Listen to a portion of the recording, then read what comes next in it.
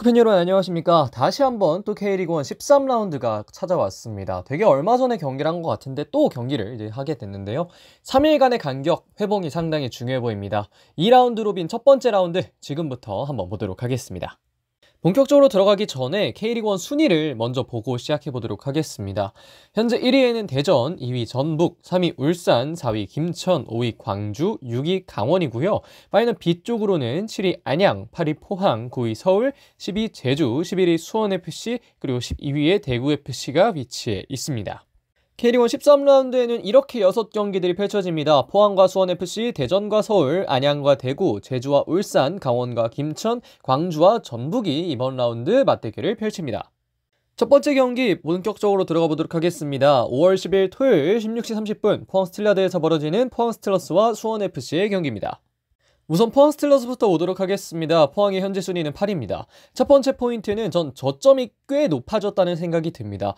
경기력의 높낮이가 꽤 줄어든 느낌이 있고요. 이게 높은 이 고점이 줄어들어서가 아니라 저점이 높아져서 그 어떤 경기력의 기복이 좀 줄어들고 있다 이런 생각이 들고요. 박탈 감독이 2년차 시작은 뭐 쉽지 않았지만 점점 제자리를 찾아가는 느낌입니다. 이 3백 사용하는 것도 되게 좋았고 그 과정에서 여러 가지 패턴을 준비한 것도 좋았고 프리뷰이기 때문에 자세히 이야기는 안 하겠습니다만 다양한 전략적인 준비도 괜찮아지고 선수들도 어느 정도 그 박태하 감독의 지시 아래 잘 움직이는 느낌이 있는데요. 오베르단 선수가 현재 3경기 연속골을 기록하고 있습니다. 최근 보여주는 폼이 심상치 않기 때문에 이번 경기에서도 또 득점을 기록할 수 있지 않을까 하는 기대감을 팬들이 품을 수 있지 않을까 하는 생각을 개인적으로 좀 하고 있고요. 다만 아쉬운 건 부상이 좀 많습니다. 안재준, 완델손, 이동희, 강민준, 김종우 이런 선수들이 현재 부상으로 빠져 있는데요. 이 선수들이 복귀한다면 포항은 조금 더 좋은 경기력을 가질 수 있을 것으로 보이는데 물론 지금 더 경기력을 많이 회복한 상황이기 때문에 포항은 굉장히 또 분위기가 올라온 상태로 수원FC를 홈으로 불러드립니다. 원정을 떠나오는 수원FC 역시 분위기가 나쁘진 않습니다. 현재 순위 11위입니다. 드디어 최하위에서 탈출했습니다. 대구FC를 잡아내고 수원FC가 11위에 등극을 했는데요. 이번 경기까지 어떻게 잘 잡아낸다면 사실 10위도 노려볼 수가 있습니다. 제주 SK와 현재 승점 차이가 얼마 나지 않기 때문에 제주가 울산에게 패배하거나 무승부를 거두고 그러한 상황에서 수원FC가 어떤 결과를 거두냐에 따라서 이 순위가 바뀔 수도 있는데요. 여기에 이제 좀 도움이 되고 있는 건 최근 꽤 괜찮은 싸박입니다. 잊을만 하면 또 득점을 이어가고 있는 싸박 선수는 지난 포항과의 맞대결, 이 수원FC 홈구장인 수원종합운동장에서 벌어졌던 경기에서도 골을 넣었었는데 그 경기에서도 골을 넣었고 또 직전 경기에서도 골을 기록한 바가 있는 만큼 또 이 싸박 선수의 어떤 플레이를 좀 기대를 하게 되지 않을까 생각이 드는데요. 이렇게 싸박 선수처럼 외국인 공격수나 또 확실한 스트라이커, 스코어러들이 제대로 활약을 해줬을 때 팀이 또 반등하는 느낌을 우리가 받을 수 있기 때문에 이런 부분에서는 수원FC도 분위기를 올리는 데는 충분히 또 아직 저력이 남아있다는 생각이 들고요. 현재 이용, 윤빛가람, 지동원 이 3명의 또 핵심 베테랑 선수가 뛰지 못하는 가운데 수원FC는 이번 경기를 잡는다면 10위를 할 수 있기에 더욱 노력을 하면서 뛸 것 같습니다. 지난 경기 라인업 보고 계십니다. 간단하게만 보고 넘어가시면 되겠습니다. 이번 경기의 키는 어디 있을까요? 저는 지난 경기 득점자에서 찾았습니다. 지난 맞대결 오베르단 선수와 싸박 선수가 각각 또 서로를 상대로 득점을 기록했었는데요. 이 2명의 선수가 지금까지도 각 팀의 또 메인 스코어로 활약을 하고 있는 만큼 이 선수들의 활약 여하에 따라 경기의 향방이 갈릴 수 있을 것으로 보입니다. 자, 그럼 포항과 수원FC의 경기 프리뷰는 여기까지 하도록 하겠습니다. 자, 이어서 대전과 서울의 맞대결입니다. 5월 10일 토요일 19시 대전 월드컵 경기장에서 벌어질 예정입니다. 우선 홈팀 대전 하나시티즌을 보도록 하겠습니다. 대전의 현재 순위 1위입니다. 승점을 잃지 않는 대전입니다. 지난 경기 역시 승점을 잃을 수도 있었던 대전 하나시티즌인데 올해 대전은 상대에게 쉽게 승점을 줄 생각이 없습니다. 그리고 승점 드랍을 쉽게 하지 않는다는 건 그 팀이 상당히 우승에 가까워져 있다는 이야기이기도 한데요. 이러한 상황에 조금 더 대전 하나시티즌에게 좋은 이야기는 강윤성 선수가 경고 누적 퇴장 징계에서 복귀한다는 점입니다. 이 서울이라는 팀을 상대로 할 때에도 전북과 상대할 때만큼이나 중원 싸움이 중요하게 여겨지는데요. 이런 상황에서 강윤성 선수가 복귀하면서 대전 하나시티즌의 또 상승세에 도움이 될 수 있다면 대전에게는 더없이 좋은 강화가 될 수 있을 것으로 보이는데요. 현재 이순민, 정재인 출전이 좀 어려운 가운데 마사 선수는 다소 출전이 불확실하고요. 이외에는 해당 사항이 없기 때문에 대전은 비교적 그래도 시즌 초반의 어떤 전력 그리고 거기서보다 조금 더 좋아진 분위기에서 또 서울을 상대하기 위해 서울을 홈으로 불러들일 준비를 마친 상황입니다. 반면에 원정을 떠나오는 FC서울의 분위기는 썩 좋지 않습니다. 현재 순위 9위에 위치해 있는데요. 최근 6경기를 기준으로 했을 때 리그 6경기 기준으로 했을 때 유일한 무승팀입니다. 현재 12개 구단 중 11개 구단이 최근 6경기 안에 승리가 한 번이라도 있는데요. 서울은 없습니다.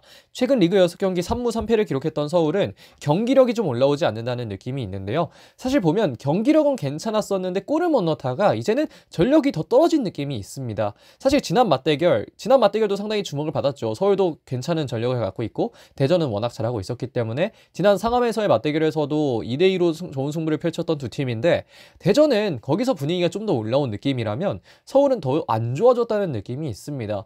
실제로도 기성용, 이승모 이런 선수들이 부상이기 때문에 3선에서의 약간 부담감을 가지고 있는 서울이고 정승원이 이제 막 복귀를 했습니다만 공격진에서 아직 마무리를 해줄 만한 선수도 없기 때문에 서울의 현재 상황은 대전을 상대로 했을 때에는 참 쉽지 않은 상황이다. 이렇게 좀 얘기를 드릴 수 있을 것 같고요.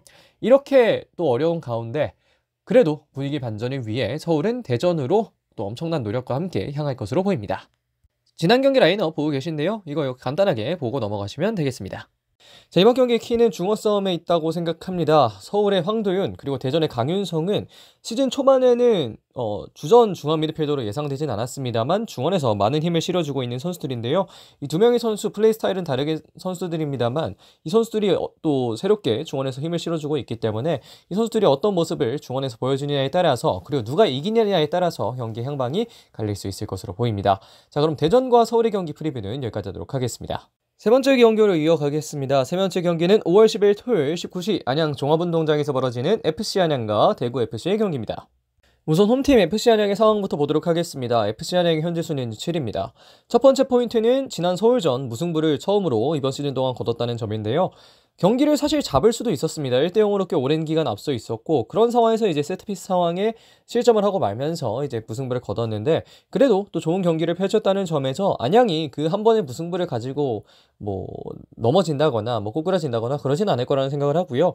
오히려 홈에서 다시 한번 대구를 또 만나는데 지난 맞대결 대구 원정을 가서 승리를 거둔 안양이기 때문에 홈에서도 그러한 승리의 재현을 바라지 않을까 하는 생각이 듭니다. 현재 김동진, 한가람 이 두 명의 선수는 부상 출전이 어렵습니다만 김다솔 같은 경우에는 아무래도 골키퍼 같은 경우 조금 더 부상이 있었다고 하더라도 빠르게 돌아오는 경향이 있기 때문에 김다솔 선수를 유지한 채로 또 맞대결을 펼칠 수도 있을 거라는 생각이 들고요. 안양은 계속해서 좋은 경기를 보여주고 있고 특히 토마스나 이런 각 포지션별로 에이스 선수들이 다 좋은 활약을 해주고 있기 때문에 이 선수들의 활약을 기반으로 해서 대구전 다시 한번 승리를 꿈꾸고 있는 FC 안양입니다. 다음으로 원정팀 대구FC 보겠습니다. 대구의 현재 순위는 최하위 12위입니다. 첫 번째 포인트 역시 최하위로의 하락이 되겠습니다. 유일한 위안거리가 이제 최하위는 아니라는 점이었는데 바로 직전 맞대결에서 그 직전 경기까지 최하위에 위치했었던 수원FC를 상대로 2대1 패배를 하면서 최하위에 위치하게 됐습니다. 굉장히 또 무기력한 느낌도 있었고 이 팀이 과연 이기려고 하는 팀인가라는 생각이 들 정도의 모습도 간혹 보이긴 했었는데요. 베테랑이 없다는 게 개인적으로는 좀 더 크게 보입니다. 물론 또 오래 뛴 선수들 없는 건 아닙니다만 사실 분위기를 잡아줄 선수가 좀 부족하다는 생각이 들고 심지어 원정에서 최근 성적 좋지 않다는 점 역시 대구FC가 흔들리는 것을 잡아줄 만한 선수가 있을까라는 의문을 더욱더 강하게 들게 만드는데요. 보면 부상 명단에 오승훈, 정우재, 김진혁, 이용래 등의 선수가 있습니다. 이 모두 다 출전을 해서 분위기를 잡아줘야 되는 선수들인데 이 선수들이 없다 보니까 대구는 조금 더 많은 흔들림을 겪고 있고 난기류 속에 있는 상황인데요. 과연 대구가 이번 안양 원정을 떠나서 또 어떠한 분위기 반전을 이뤄낼 수 있을지 한번 지켜보는 것이 좋아 보입니다. 지난 경기 라인업 간단하게 이렇게 보시고 넘어가시면 되겠습니다. 이번 경기의 키, 저는 개인적으로는 측면 공격수의 득점에도 있다는 생각이 듭니다. 안양은 지난 대구와의 맞대결에서 득점을 기록했던 최현우 그리고 대구에서는 정치인 선수를 뽑아봤는데요. 두 선수 모두 이제 측면에 설 수 있는 선수들이고 물론 최현우 같은 경우 안양이 3백을 쓸 때는 다소 아예 딱 측면이다 이렇게 얘기하기는 어려운 움직임을 보여줄 때도 있습니다만 어쨌든 이 두 명의 선수가 또 어떻게 득점을 만들어내는지 득점 상황에 관여가 되는지 이런 것들이 이번 경기에서 중요하게 여겨질 것으로 생각됩니다. 자, 그러면 안양과 대구의 경기 프리뷰 여기까지 하도록 하겠습니다. 네 번째 경기로 넘어가겠습니다. 네 번째 경기 일요일로 넘어갑니다. 5월 11일 일요일 16시 30분 제주 월드컵 경기장에서 벌어지는 제주 SK와 울산 HD의 경기입니다. 홈팀 제주 SK의 상황을 좀 보겠습니다. 제주의 현재 순위는 10위입니다. 첫 번째 포인트는 3연패입니다. 솔직히 3연패를 할 만큼의 매치업들은 아니었습니다. 지난 경기들이. 강원, 안양, 그리고 또 어느 팀이었죠. 어쨌든 그렇게 해서 3연패를 거뒀는데, 제주라는 팀이 투자하고 있는 금액, 그리고 제주라는 팀에게 기대할 수 있을 만한 것들을 생각해 보면, 제주가 이 3연패를 거두는 과정이 과연 정상적이었느냐, 이런 질문을 했을 때, 그렇지는 않다라고 얘기할 만한 사유가 충분하다는 생각이 드는데요. 제주의 경기력, 집중력, 모두 낮아 보이는 상징적인 장면들이 정말 많이 나왔습니다. 이런 상황에서 울산을 상대로는 카운터 어택을 잘 할 필요가 있어 보이는데요. 지금까지 제주가 잘해왔던 게 사실 그나마 카운터 어택에서 김준하나 이런 선수들의 마무리, 이런 것들이 그나마 좀 빛나는 장면들이 있었는데, 물론 그것도 막 많이 빛났던 건 아닙니다만, 어쨌든 이런 상황에서 경기의 흐름은 울산이 주도할 확률이 높기 때문에, 이런 상황에서 어떤 선수가 카운터를 리딩해 가면서 경기를 이끌어 나갈지가 좀 중요해 보이는 제주 SK라고 얘기할 수 있겠습니다. 반면에 원정을 떠나오는 울산 HD 역시 완벽한 상황은 당연히 아닙니다. 현재 순위 3위에 위치해 있습니다만 2경기를 더한 상태고요. 만약에 2경기를 더하지 않았다면 6위, 7위, 8위까지 내려갈 수 있을 만큼 울산 HD의 성적은 좋은 편이 아닙니다.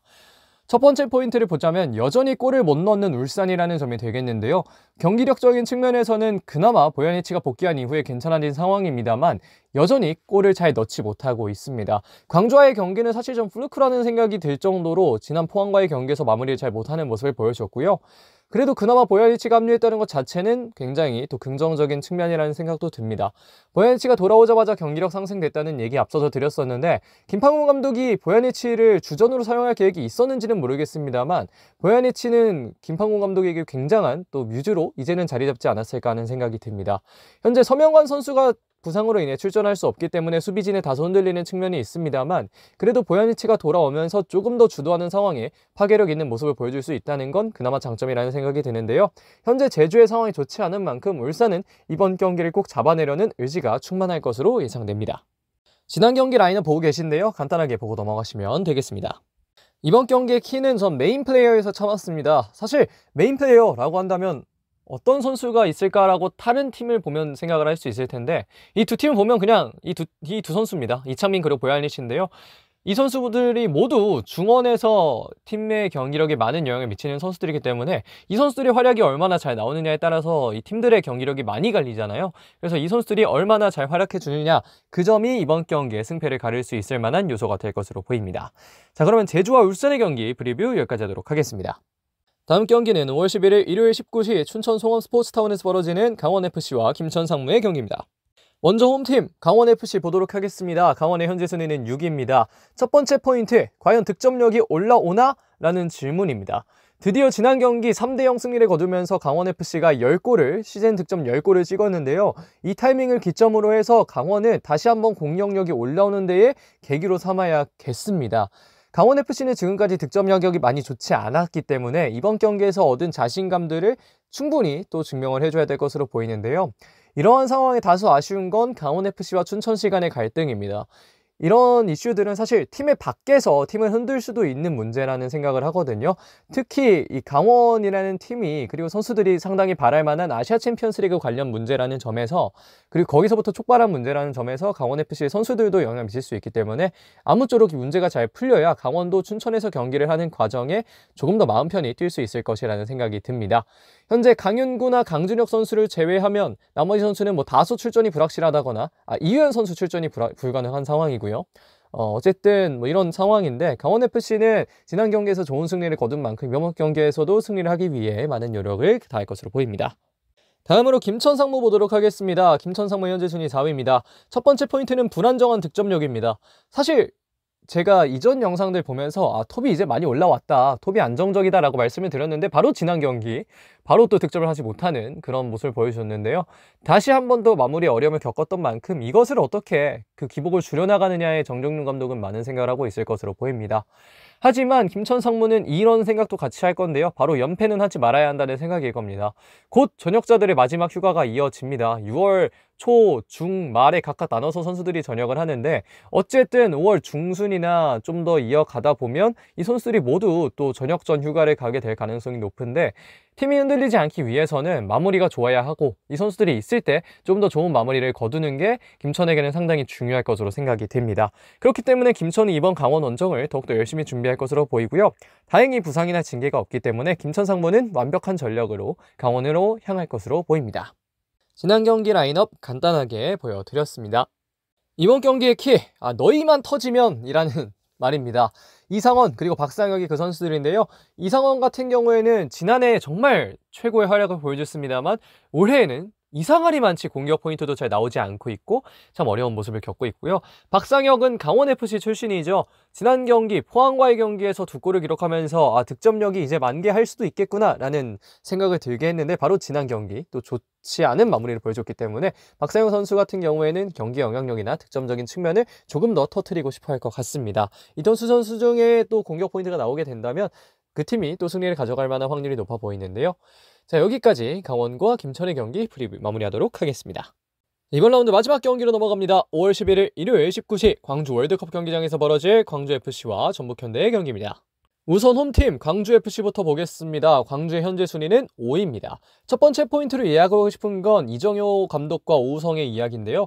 사실 분명 옳지 않은 일이라는 걸 확실합니다. 사람들도 많이 보고 있었고 어린이들도 보고 있었고 여러 가지 문제가 될 만한 상황은 맞는데 이 이슈에 대해서는 너무나 많은 사람들이 얘기를 했기 때문에 제가 더 이야기하지 않겠습니다만 제가 보는 건 과한 행동이긴 했는데 보도도 너무 과하다는 생각이 들어요. 이게 뭐라고 하죠? 어떤 너무 좀 이 강한 단어들, 이런 단어들은 좀 지양할 필요가 있어 보이고 특히 최근 또 여러 보도들 보면 참 보도들의 수준 역시 참 낮다는 걸 생각이 들게끔 만드는데 결국 그런 보도들을 일반 대중들은 보기 때문에 추태 이런 단어들은 좀 지양할 필요가 있지 않나. 저는 언론의 추태가 오히려 좀 더 심하지 않나 하는 생각이 드는데 어쨌든 이런 얘기는 더 많이 하진 않겠고요. 다만 이정효 감독이나 다른 감독들이나 이것을 통해서 배우는 게 있기는 하기를 좀 바라도록 하겠습니다. 자, 두 번째 포인트는 전북을 뚫을 수 있을까라는 점인데요. 직접 맞대결보다 전북현대는 훨씬 더 좋아진 전력을 가지고 시즌을 치러가고 있습니다. 과연 홈에서 조금 더 좋은 경기력을 증명해야 하는 광주가 이번 전북을 상대로 뚫어낼 수 있을지를 계속해서 좀 봐야 할 것으로 보이는데요. 현재 브루노나 유재호 선수는 긴 기간 출전이 좀 어려운 상황이고 그 이외에는 그래도 전력이 어느 정도 유지되어 있는 광주FC입니다. 다음으로 원정을 떠나오는 전북현대 보도록 하겠습니다. 전북의 현재 순위는 2위입니다. 전북은 현재 리그 8경기 무패 행진을 달리고 있습니다.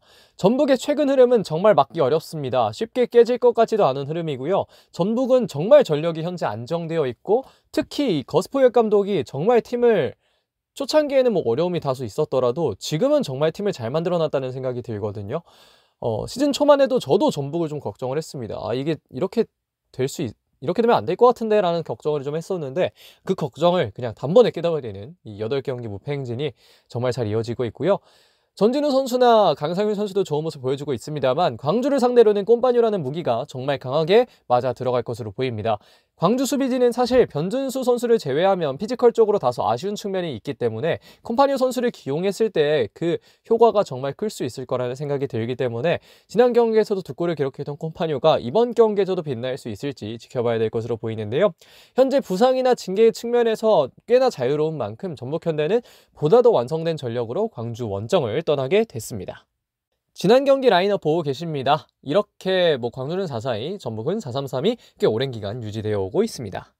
이번 경기 제가 키로 뽑은 선수들은 주가를 올리는 선수들입니다. 두 선수 모두 윙어인데요. 오후성 그리고 전진우가 그 두 선수들입니다.